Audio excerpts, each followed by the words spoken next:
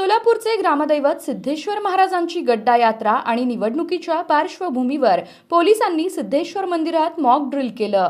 यात त्यांनी सर्व सुरक्षा यंत्रणेची तपासणी केली। यावेळी बॉम्बशोधक पथक, रॅपिड ॲक्शन फोर्सचे कर्मचारी बंदुकींसह तात्काळ दाखल झाले होते। या कारवाईची माहिती पोलीस अधिकारी गौहर हसन यांनी दिली।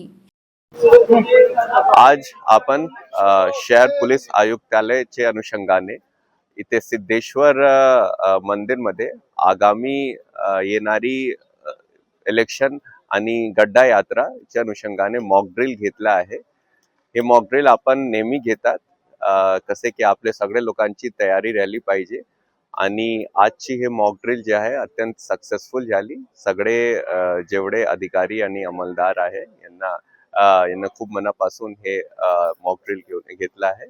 तसे आपल्या येणाऱ्या काळासाठी आपले सगळे शहरचे पोलीस जे आहे ते सजग आहे आणि सगळे भाविक आणि जे आपले इलेक्शन मध्ये जेवढे आहे त्यामध्ये सगळे अलर्ट राहणार आहे। धन्यवाद।